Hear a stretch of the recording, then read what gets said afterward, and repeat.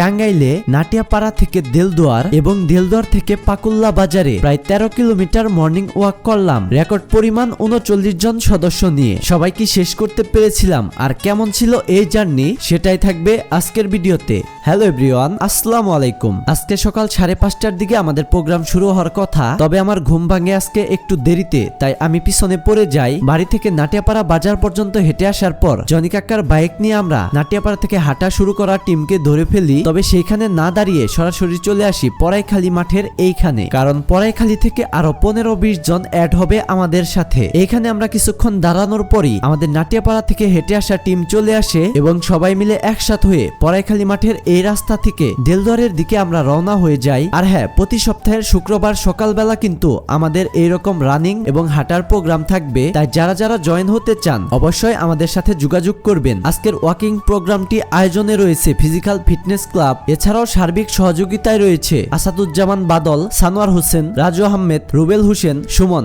এছাড়াও আমাদের স্পেশাল খাওয়া দাওয়ার ব্যবস্থা করেছেন আরো একজন। তো পড়াইখালী থেকে আমরা হাঁটতে হাঁটতে চলে আসি কুফাকি গ্রামে। তবে এইখানে আমাদের সামনের কিছু লোক দৌড়িয়ে যাচ্ছিল আর পেছনে যারা ছিল তারা হাঁটতে হাঁটতে আসছিল। এর কারণে আমাদের গ্রুপটি 3 ভাগে ভাগ হয়ে যায়। আমরা আমাদের গ্রুপ একসাথ করার জন্য আমরা হাঁটতে হাঁটতে চলে আসি 12 পাখিয়া ব্রিজে। এখান থেকে আমাদের টিমের সকল সদস্য আবারও মিলিত হয়ে একসাথে হেঁটে চলি দেলদুয়ারের দিকে। গত সপ্তাহে আমরা নাটিয়াপাড়া থেকে মির্জাপুর 13 কিলোমিটার রানিং প্রোগ্রাম সম্পন্ন করেছিলাম, আর আজকে সম্পন্ন করব নাটিয়াপাড়া থেকে দেলদুয়ার এবং দেলদুয়ার থেকে পাকুল্লা বাজার। তবে সেদিনের তুলনায় আজকে আমরা অনেকটাই রিল্যাক্স রয়েছি, কারণ আজকে শুধু হাঁটার প্রোগ্রাম, তাই তেমন একটা ক্লান্ত আমাদের লাগছে না। আর যেহেতু আমরা গত সপ্তাহে রানিং করেছি তাই অনেকটাই অভ্যাস হয়ে গেছে। 12 পাখিয়া গ্রামের ভিতর দিয়ে আমরা হাঁটতে হাঁটতে চলে আসি দেলদুয়ার পুরাতন জেলখানার সামনে। এখান থেকে আমরা সোজা হাঁটা ধরে দেলদুয়ার স্টেডিয়াম পার হয়ে চলে আসি এই মোড়ে। এই মোড় থেকে আমরা সোজা দেলদুয়ার থানার সামনে দিয়ে উপজেলা পরিষদের রাস্তা ধরি। আর এভাবে সকাল সকাল আমরা আমাদের টিম নিয়ে হাঁটতে হাঁটতে নাটিয়াপাড়া থেকে চলে আসি দেলদুয়ারে। দেলদুয়ারে আমাদের রেস্ট পয়েন্ট হিসেবে আমরা ধরেছি দেলদুয়ারের ঐতিহ্যবাহী জমিদার বাড়ি মসজিদ। আমরা আমাদের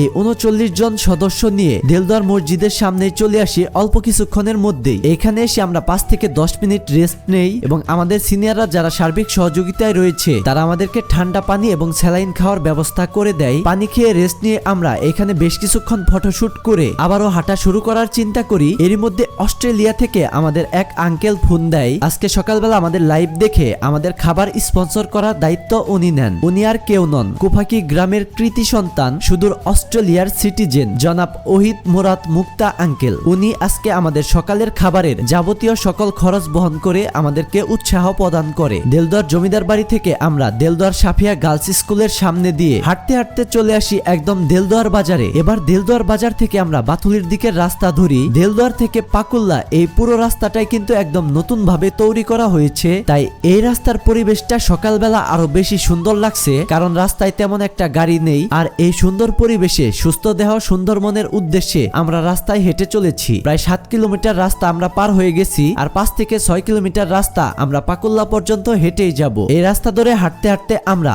বিশ্বাস বাথুলির এই ব্রিজে চলে আসি। এই ব্রিজ পার হয়ে সামনেই রয়েছে বিশ্বাস বাথুলি বাজার। তবে আমাদের মধ্যে অনেকেই ক্লান্ত হয়ে গিয়ে কেউ অটোর সাহায্য নিয়ে সামনে কিছুটা এগিয়ে গিয়ে দাঁড়িয়ে রয়েছে, আবার কেউ কেউ বাইক বা সাইকেলের সাহায্য নিয়ে এগিয়ে যাচ্ছে। তবে আমরা কিছু সদস্যই কোনো সহযোগিতা ছাড়াই হেঁটে হেঁটে পাকুল্লার দিকে এগিয়ে যাচ্ছি। এই রাস্তাটি হচ্ছে আমাদের দেলদুয়ার থানার অন্যতম সুন্দরতম একটি রাস্তা। রাস্তার দুই পাশে পর্যাপ্ত পরিমাণ গাছপালা থাকায় রাস্তাটি যেমন সুন্দর দেখা যাচ্ছে, আর এই সকালবেলায়ও আমাদের গায়ে তেমন একটা রোদ লাগছে না। এভাবে হাঁটতে হাঁটতে আমরা চলে আসি পাকুল্লা বাজারে। পাকুল্লা বাজারে আসার পরই অস্ট্রেলিয়া প্রবাসী মুক্তা আঙ্কেলের অর্থায়নে আমাদের সকালের নাস্তা করার ব্যবস্থা করা হয়। যেহেতু আমরা বেশি পরিমাণ সদস্য, তাই আমরা এক হোটেলে না গিয়ে পাশাপাশি 2টি হোটেলে ঢুকে পড়ি। 2টি হোটেলে আমাদের খাওয়া দাওয়ার ব্যবস্থা করা হয়। আমরা সবাই ফ্রেশ হয়ে কিছুক্ষণ রেস্ট নেওয়ার পরই সকালের খাওয়া দাওয়া কমপ্লিট করি। তো এই ছিল আমাদের আজকের ভিডিও। ভিডিওটি যদি ভালো লেগে থাকে অবশ্যই লাইক, কমেন্ট এবং বেশি বেশি শেয়ার করবেন। ধন্যবাদ।